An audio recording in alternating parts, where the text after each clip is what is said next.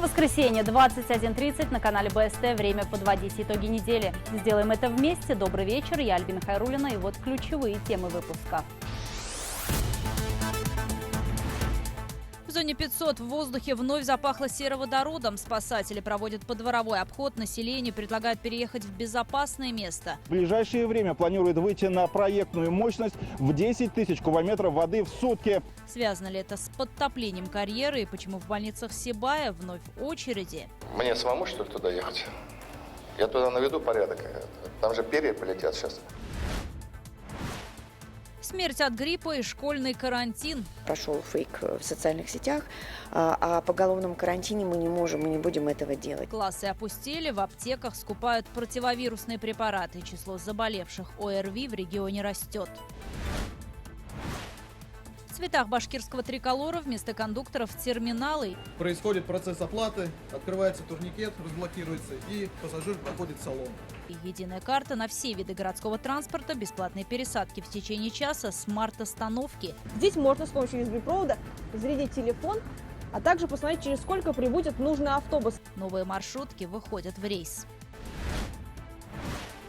Путь к успеху лежит через психоз. Вы же не будете лечить зубы у слесаря. А в данном случае вы даете ковыряться в мозгах, что гораздо опаснее. Обратная сторона тренингов личностного роста. Если бы она не ходила на эти курсы, на этот тренинг, с ней бы ничего не было. Почему вместо головокружительной карьеры больничная койка и дорогостоящее лечение? Как воспитывали супершпионов Кушнаренкова и мешали выступать Гитлеру?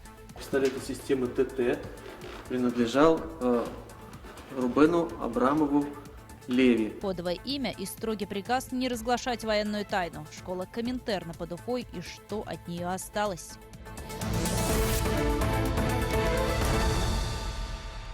Сегодня в Сибае вновь сильно запахло серой. Передвижные лаборатории зафиксировали почти 23-кратное превышение предельно допустимой концентрации диоксида серы в воздухе.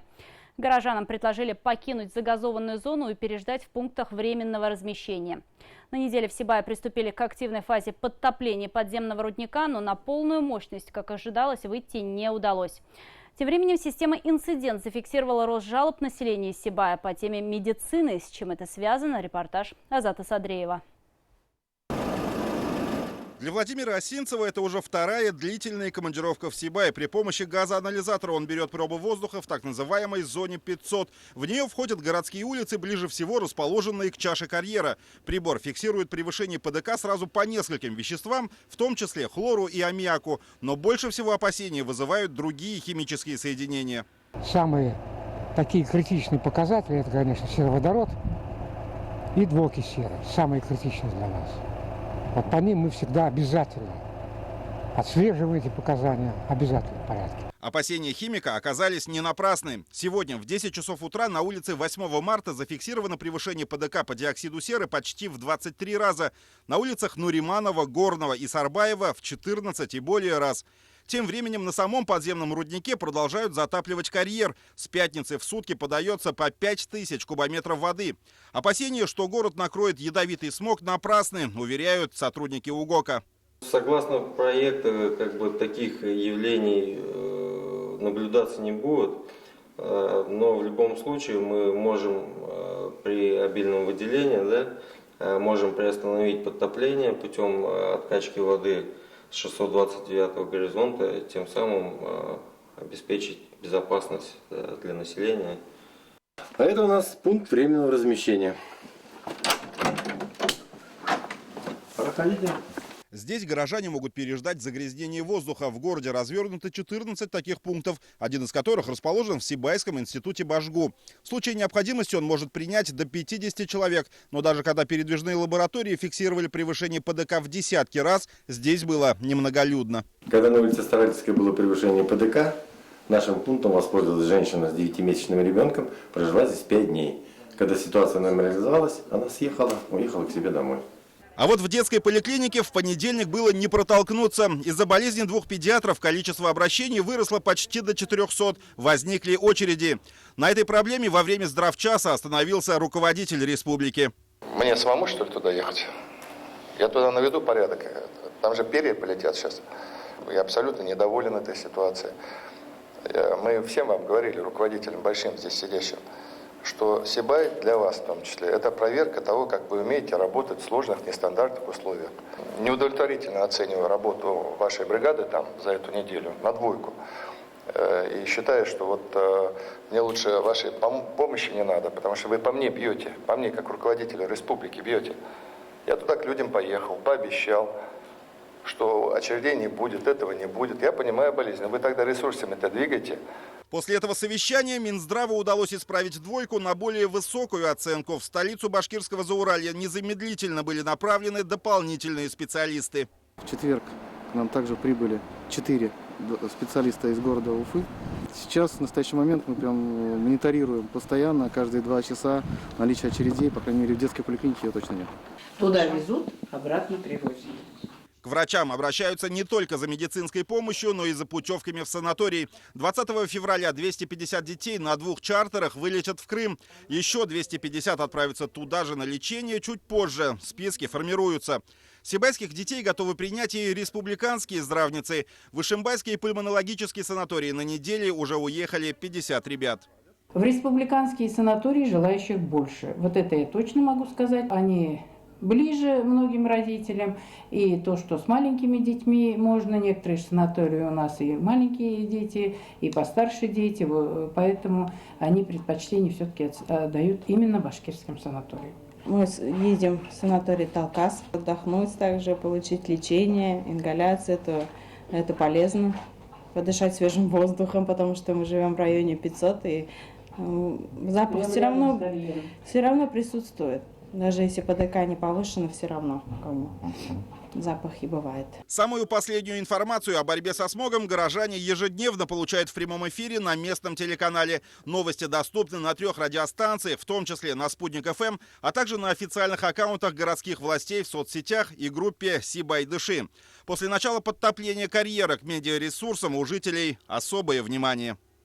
Гидравлические испытания водоупорных перемычек пройдены успешно. Сейчас специалисты постепенно наращивают объемы подачи воды для подтопления подземных выработок. Весь процесс проходит под тщательным контролем. Сотрудники Сибайского карьера уже в ближайшее время планируют выйти на проектную мощность в 10 тысяч кубометров воды в сутки.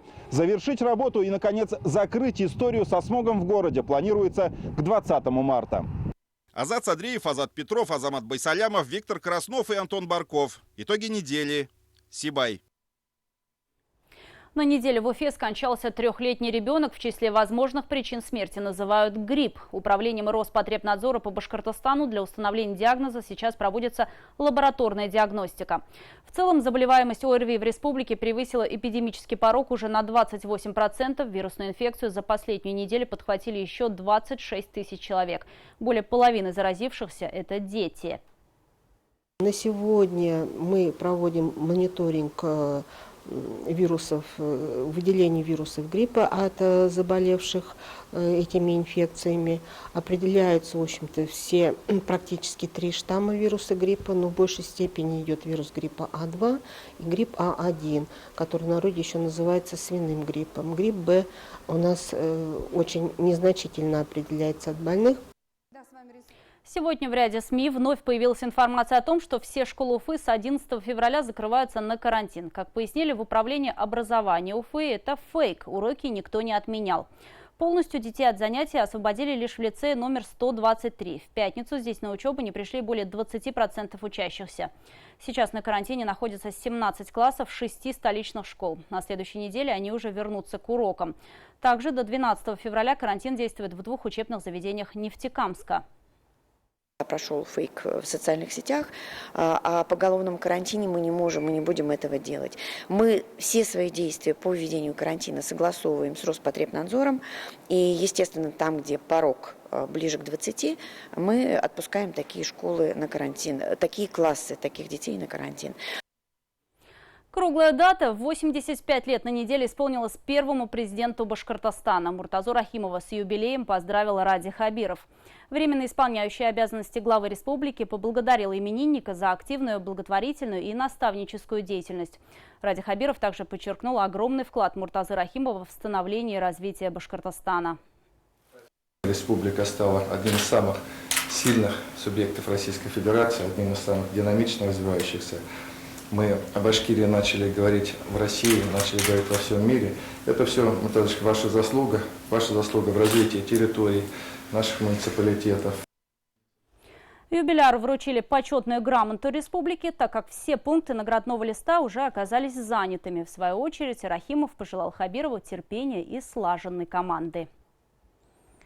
Бесконтактная оплата, единый стиль, умные остановки. На неделе руководство республики представили будущее транспортной системы. Недалекое будущее. В ближайшие 2 года в регионе планируется приобрести 250 новых автобусов большой вместимости. А летом начнется монтаж современных остановочных павильонов, которые, к слову, повлияют не только на комфорт горожан, но и на их безопасность. Нелюбители носить мелочь в карманах могут ликовать. Заплатить за проезд можно будет при помощи смартфона, что и сделала наш корреспондент Анастасия Чебаева. Казалось бы, где-то синь Лигурийского моря, омывающая берега Монако, да и вечная зелень тропических растений достаточно далека от республики. Но вот именно из оттенков под названием Монте-Карло и Кипарис удачно складывается башкирский триколор. Новый дизайн будет немногим отличаться от того, что уже привыкли видеть уфимцы на улицах города. Разве что линий станет меньше, а цветовые полосы шире – 20 сантиметров. Но и эта работа исчисляется далеко не часами. Около 5-6 дней. Но это имеется в виду, что в 3 цвета надо же выждать, чтобы высох. Для того, чтобы зайти и оплатить проезд, необходимо прислонить к терминалу. Происходит процесс оплаты, открывается турникет, разблокируется, и пассажир проходит в салон.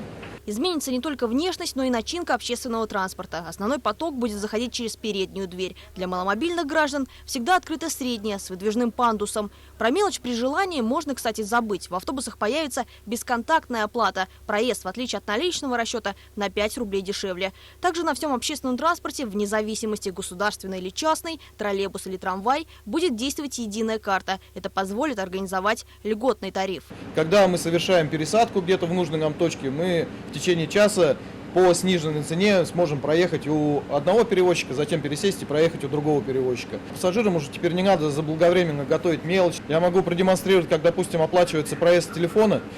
И все это происходит, в принципе, тоже довольно-таки легко. Мы вызываем приложение на телефоне, относим карту. У меня выходит на мониторе то, что оплата произошла. Наличными проезд нужно будет оплачивать водителю. Он распечатает чек, после сканирования которого пассажир проходит через турникет. К новой системе, кстати, уже давно действующей в Москве и Санкт-Петербурге, уфимцы пока не привыкли, рассказывает Дмитрий, водитель первого и пока единственного автобуса нового типа. Приходится долго стоять на остановках, чтобы объяснить людям принцип работы. А вот сам он современный формат одобрил. Меньше отвлекаюсь от дороги, это главное. Тут видно то, что люди заходят, а там бывает и помеха на дороге, и закрывают сами пассажиры. То есть бывает, не видишь, заднюю дверь не видишь, и неудобно.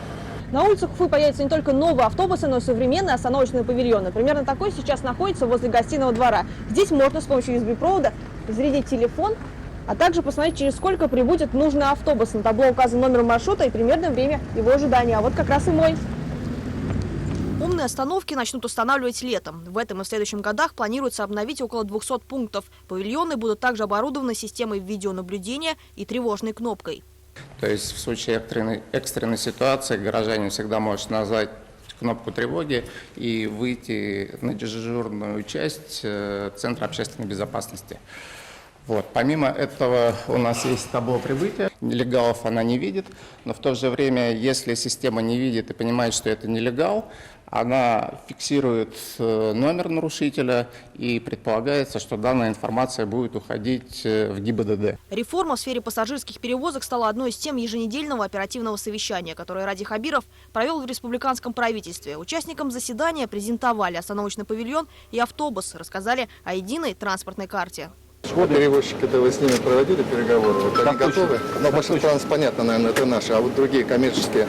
Перевозчики готовы, подтверждают готовность при понимании, что у них тоже появится большая доходная база, потому что пассажир, собственно, не будет выбирать, частный это перевозчик или государственный, он всегда будет пользоваться этой транспортной картой. Частные перевозчики тоже готовят автопарки к новым реалиям. Закупают современные автобусы, присматриваются к бесконтактной системе оплаты.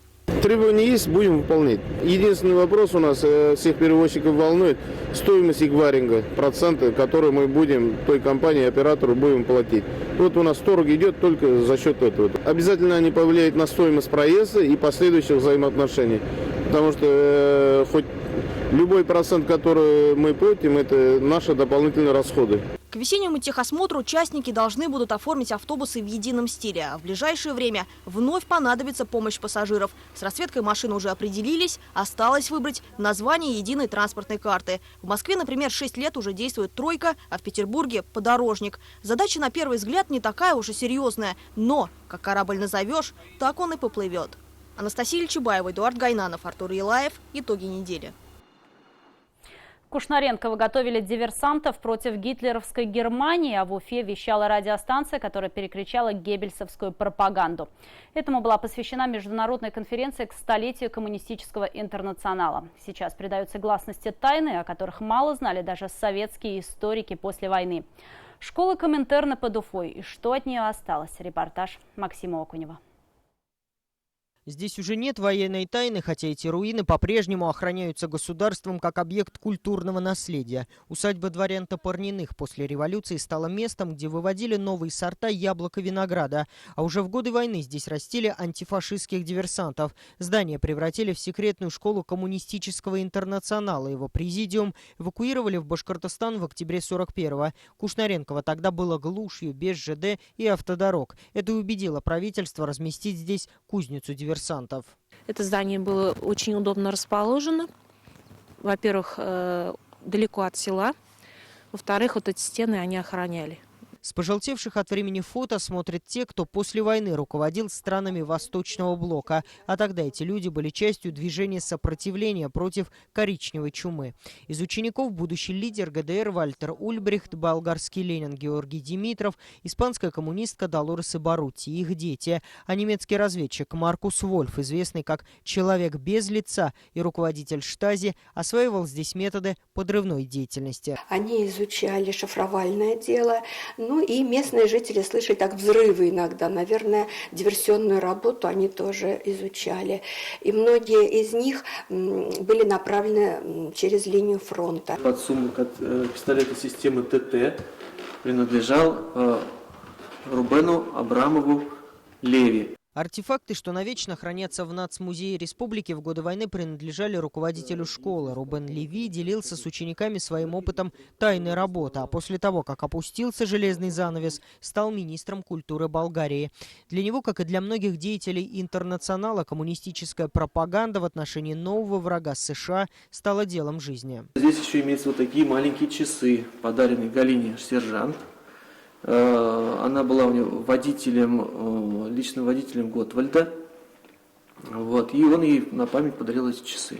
Выпускники школы чуть позже возглавили рупор антифашистской пропаганды. Радио Коминтерна вещало на Центральную и Западную Европу на 18 языках.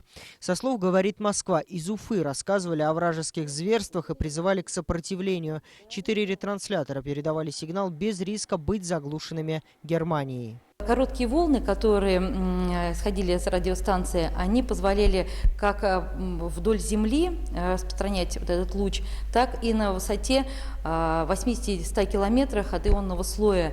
И вот посредством этого луча можно было достичь возможности совершенной неуязвимости. А по ту сторону Европы опыт советской разведки передавался подданным королевы Великобритании. Этим историям посвящена книга известного журналиста Сергея Брилева и английского историка Бернарда О'Коннора. Столетие Коминтерна стало темой и международной конференции. И ваш покорный слуга действительно привез сюда профессора из Франции, писателя из Англии, профессора из Петербурга, профессора из Москвы. Вместе с башкирскими коллегами будем сравнивать те документы, которые получили из британских национальных архивов, французских национальных архивов, архива Коминтерна в Москве и архива службы внешней разведки.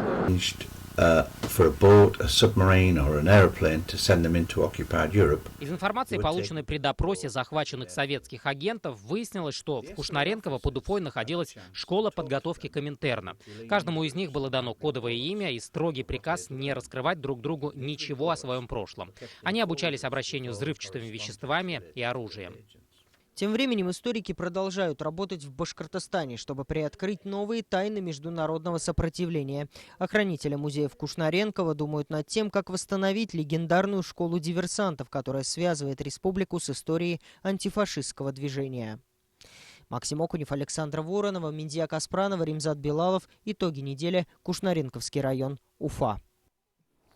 3 башкирских моногорода получат новый статус. Нефтекамск, Белорецк и Благовещенск станут территориями опережающего развития. Это снизит зависимость от городообразующих заводов, потому как для предпринимателей будут введены льготы. Так, например, налог на прибыль в федеральную казну снизится до 0, в региональный бюджет с 17 до 5% в первую пятилетку. Освободятся резиденты и от пошлины на имущество. Для муниципалитета статус ТАССЕР – это дополнительный доход за счет вновь открывшихся производств, а для населения – новые рабочие места. Мы получим новые рабочие места, безусловно. За счет привлечения новых инвесторов мы получим дополнительный доход в бюджет как района, так и республики. И здесь заинтересованы в том, чтобы приходили новые инвесторы, чтобы снизить эту зависимость от Благовещенского арматурного завода. Заявки всех 3 городов Благовещенска, Нефтекамска и Белорецка на получение статуса ТАССЕРа одобрила Минэкономразвития страны. На очереди город Учелы. Положительный опыт развития моногородов в республике уже есть. С 2016 года территориями опережающего развития признаны Белебей и Кумертау. За их деятельность в республике зарегистрировано 17 резидентов, которым привлечено 1 миллиард 800 миллионов инвестиций и создано более 1000 рабочих мест. От мотора для москвича к новейшим вертолетным двигателям УМПО готовится к открытию 3 новых центров производства. В среду на объединении побывал Ради Хабиров. Руководитель республики ознакомился с работой флагмана машиностроения Башкортостана и пообещал поддержку моторостроителям. Какой именно, расскажет Азат Самирханов.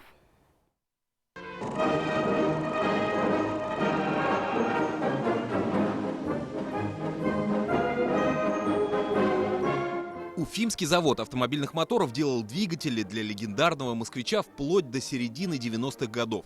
А сейчас в его цехах создан современный комплекс, где производят компоненты двигателей для вертолетов в рамках программы импортозамещения. Здесь представлены образцы, начиная с заготовок и заканчивая готовыми узлами, которые встают в состав двигателя. Работаем мы по кооперации с городом Санкт-Петербург, завод АО «Климов».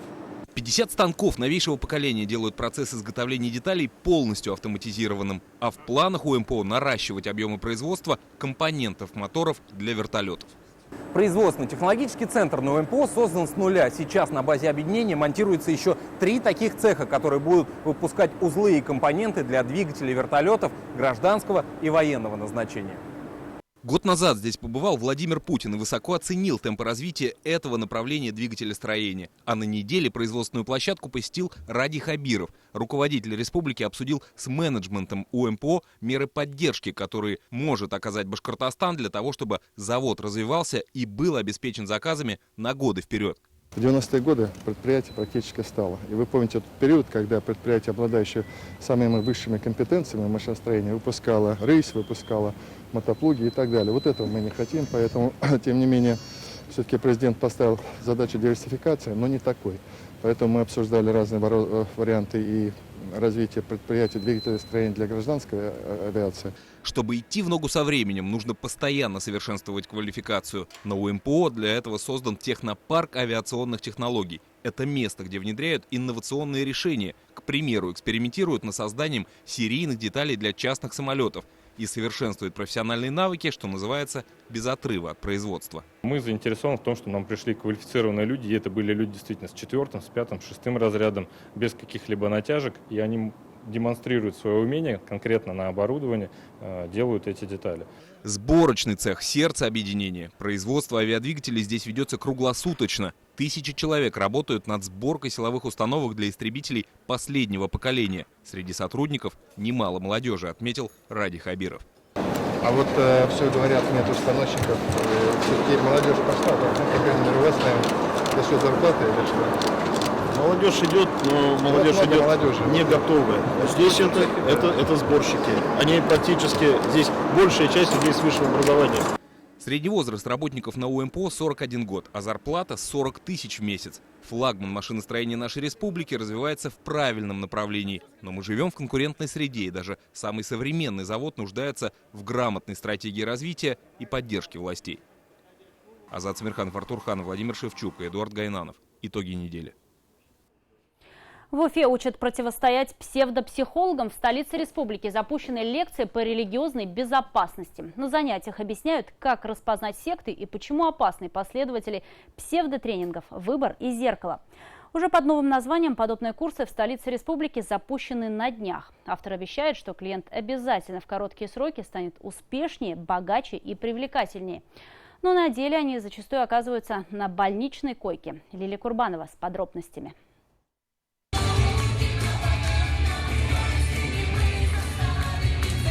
Люди в буквальном смысле пляшут под дудочку так называемого тренера. Вот только это не групповые фитнес-занятия, а тренинг, якобы направленный на личностный рост. В Уфе начался курс, который, по словам организаторов, сделает из любого человека успешного. Как связаны прыжки под музыку с лидерскими качествами, непонятно.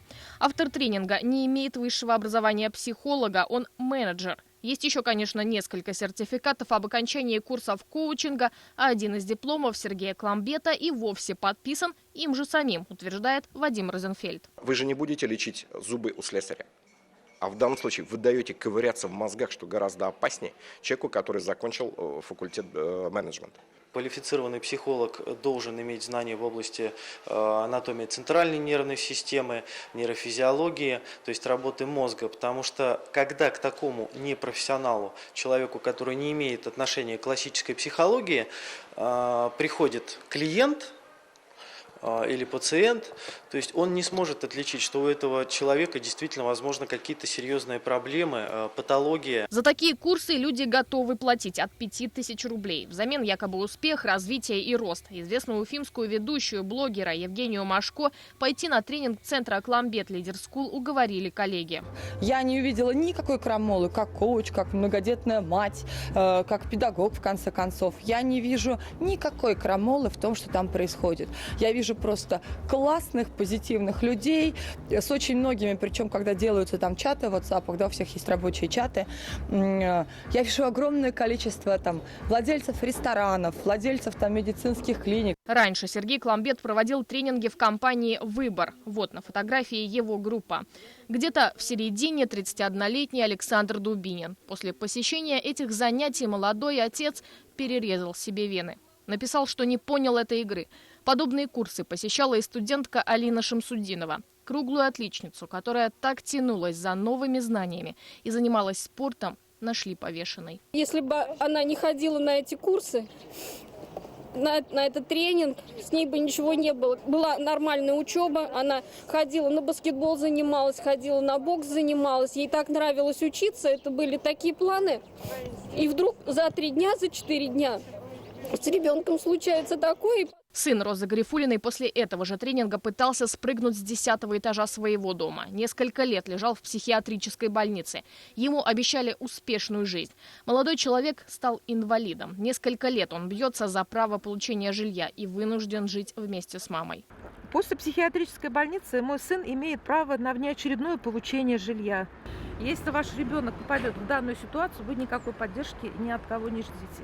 На тренингах компании «Выбор» использовалась методика LifeSpring. После ряда смертей этот прием за границей уголовно наказуем. Курс делится на несколько модулей. Каждое занятие длится несколько часов. Все это время люди находятся в замкнутом пространстве, почти не едят и не пьют. Используется такая система, говорят, психологический марафон. 12 часов подряд, да, без отдыха. А отдых представляет из себя какую-то танцевальную гимнастику, где опять все в унисон танцуют, скандируют и так далее. Это дух единения называется. На самом деле это, конечно, манипулирование, в какой-то степени манипулирование сознанием человека. В этой ситуации человек становится более внушаем. На занятиях посетителей, например, заставляют поочередно смеяться и плакать. Происходит эмоциональное раскачивание. Так было и с Настей. Сначала так называемый капитан подарил надежду, сказал, что она перспективная, с явными лидерскими качествами. После девушку посадил на горячий стул. Так называется упражнение, которое тоже выполняли на курсах «Выбор». Нас сажали на стул, и все сидящие вокруг давали нам, говорили, что ты слякоть, ты никто, ты ужасно некрасивый человек, ты дура, ты ничего в этом жизни не понимаешь, вот все у тебя плохо. То есть унижали таким образом, и у меня прям что-то провалилось, я пришла домой никакая, мне было плохо. После очередного занятия девушка рассказала о происходящем подруге, которая и уговорила больше не приходить на эти курсы. Однако подобные тренинги устроены так, что людям внушают: никто не должен покидать сообщество. Настя рассказывает, несколько месяцев с помощью психологов она выходила из депрессии. Все это время ее искали участники и организаторы курсов. Именно поэтому девушка представилась не настоящим именем. Она до сих пор скрывается от ее мучителей. И вот этот постоянный страх, что тебя найдут, что тебя обратно туда приведут. Лилия Курбанова, Ильнур Ямагулов, Римзат Билалов, Артур Ханов. Итоги недели. А сейчас о других, не менее важных событиях, без которых картина недели была бы неполной. Новости короткой строкой. На водителя автобуса, въехавшего в электроопору, завели уголовное дело. В результате массовой аварии в Стерлитамаке 20 пассажиров с различными травмами обратились за медпомощью. 14 из них были госпитализированы, в том числе 3 детей. По одной из версий, причина ДТП – это несоблюдение шофером скоростного режима при повороте. Экспертиза показала, водитель был трезв. Роспотребнадзор нашел виновника массового отравления школьников в уфимском Амакс-отеле. Им оказался работник ресторана. По данным ведомства, сотрудник пищеблока был носителем норовируса. Это удалось выяснить после проведенных медосмотров. Также эпидемиологи обнаружили и то, что в ресторане не следили за качеством и чистотой сырья. В нескольких отобранных образцах продукции были обнаружены кишечные палочки. Октябрьский районный суд Уфы приостановил работу ресторана на 2 месяца. Дома обманутых дольщиков Миловского парка сдадут 1 июня. Речь о 3 многоэтажках. Свои долгожданные квартиры получат 202 семьи. Деньги изыскали на завершение строительства жилого комплекса «Серебряный ручей». Их выделят из бюджета республики, но не напрямую застройщику, а за счет приобретения бизнес-центра «Салават Юлаев», который находится на одноименном проспекте в Уфе. Вырученные средства владелец здания и направит на достройку нескольких многоэтажек в Деме. В Сибае начинается реконструкция сгоревшей филармонии. К ремонту подрядчики приступят в середине марта. После включения храма искусства в перечень юбилейных объектов к столетию Башкортостана на его восстановление выделили 363 миллиона рублей. Еще 50 миллионов направят на покупку современного светового и звукового оборудования. Напомню, пожар случился в сентябре 2015 года. Огонь уничтожил практически всю внутреннюю часть. С тех пор здание закрыто. Принять первых зрителей филармония планирует в ноябре 2020 года. Уфа станет первым умным городом в стране. Столица Башкортостана в ближайшее время начнут реализацию одноименного проекта по цифровизации системы ЖКХ и служб жизнеобеспечения. В первую очередь повысит энергоэффективность коммунальной сферы, затем автоматизируют освещение, после сведут в единый центр картинку с видеокамер, которые установлены в парках, на улицах и переходах. Умными сделают и светофоры, которые будут реагировать на дорожную обстановку и уменьшать либо увеличивать время сигнала. В итоге через 5 лет управлять большинством систем столицы можно будет через центр управления. На неделе свой юбилей отпраздновал бы золотой голос республики – башкирский левитан Ахат Муртазин. Он скоропостижно скончался от сердечного приступа в марте прошлого года. Как и с многими легендарными личностями, с ним ушла целая эпоха. Его голос звучал из радиоприемников жителей Башкортостана. Именно он рассказывал последние новости, читал стихотворения, пьесы и рассказы. На юбилейный концерт памяти в ГКЗ Башкортостан пришли сотни почитателей его таланта. Необычного гостя на неделе встретила у себя в квартире Уфимка. Зайдя на кухню, она услышала страшный шум, а после обнаружила погром. Гипсовая вентиляционная решетка была разбита, банки, кастрюли и цветочные горшки оказались перевернуты. Причина бегала тут же. Маленькая куница, увидев хозяйку кухни, шмыгнула в жилую комнату. Женщина испугалась, что зверек может быть бешеным, и вызвала спасателей. Непрошенный пушистый гость был пойман за 15 минут. Зверька закрыли в коробку, а после выпустили в лес.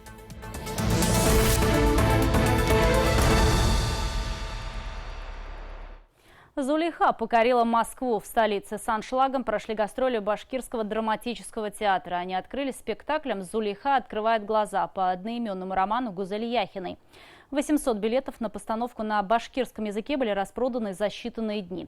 Спектакль оценили эксперты Российской театральной премии «Золотая маска». Постановка претендует на престижную награду сразу в 6 номинациях. За режиссуру, лучшую женскую роль, работу художника по свету и костюмам, а также в целом как лучший спектакль. Как отметил режиссер Айрат Абушахманов, авторам ему была дана полная свобода в интерпретации.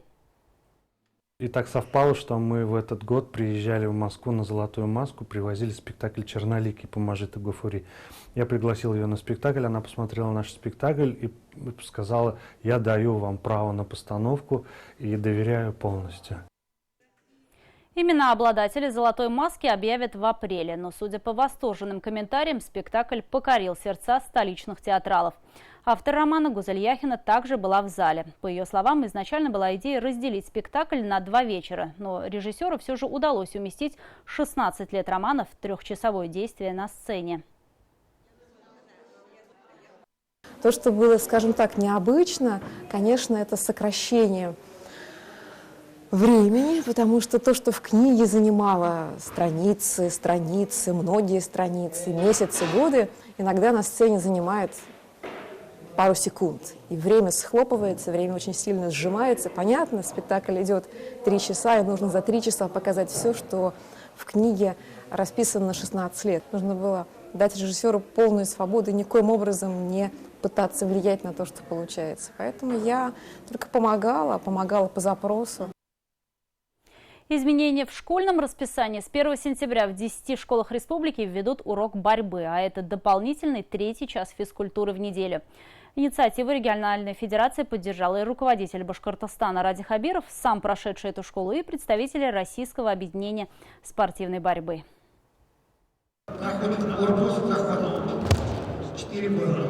От теории к практике. Башкортостан еще 3 года назад присоединился к программе «Борьба в школы». Так, в учебное заведение номер 127, что в Уфимском микрорайоне Сипайлово, регулярно с мастер-классами приезжают победители и призеры Олимпийских игр. Успешную практику решили применить и в других школах. Сегодня в регионе борьбой занимаются 4500 человек, из них больше половины – воспитанники спортшкол. Проводится порядка 40 соревнований. Это ведь не просто там научить ребенка отжиматься, это целая действительно наука, это целый комплекс вещей, начиная с базовой подготовки ребенка к все-таки каким-то спортивным приемам.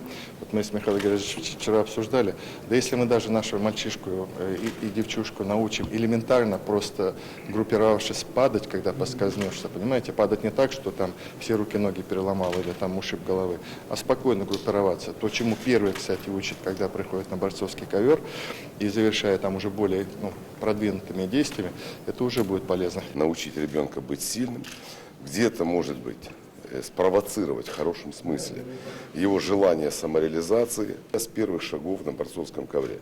Это умение и возможность быть сильным, распоряжаться своей силой на ковре и вне ковра по жестко регламентированным правилам. Это самый главный постулат. Определили еще 10 школ, которые войдут в программу. Половина из них в Уфе, а также в Сибае, Кумертау, Салавате, Ишимбае и Иглинском районе.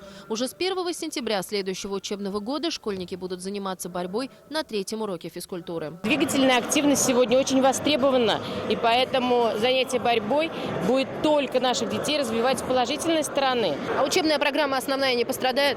Конечно, не пострадает, потому что в учебном плане у нас предусмотрено 3 часа уроков физической культуре, и один из этих 3 уроков мы отдадим занятиям борьбе. Поддерживает идею и серебряный призер чемпионата мира по борьбе на поясах 2007 года Наиль Мухаметьянов. Теперь уже председатель спорткомитета родного Салаватского района. Оказывается, пока там нет ни одного олимпийского вида спорта. И греко-римская борьба – отличный вариант. У нас тренеров нет по греко-римской борьбе. Поэтому у нас и на соревнования не уезжаем, никуда не уезжаем по греко-римской борьбе, только по борьбе кураж выезжаем. А если у нас тренера были бы, и вот эти тренера-курашисты могут и переподготовку пройти. Готов включиться в работу и победитель Кубка мира по греко-римской борьбе Азамат Бекбаев. Продолжая спортивную карьеру, хочет делиться опытом. Проект «Борьба в школах» очень сильно сыграет мне на руку, потому что я хочу развивать греко-римскую борьбу, спортивную борьбу в городе Межгорье. которая там, я так понимаю, сейчас не культивируется? На данный момент этой секции там вообще просто пока нету. Я хочу поднять все это с нуля. Кстати, в центре спортивной борьбы, который должен появиться в Уфе, место найдется представителям разных видов спорта, пообещал руководитель региона. Мы будем строить центр борьбы. Он такого федерального масштаба, в моем понимании, вот заказчиком выступила федерация.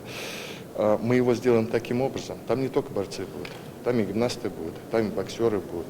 Там это будет многофункциональный зал, где мы будем проводить мероприятия и по волейболу, и по баскетболу, и по большому теннису и так далее. Поэтому мир сейчас вот так устроен.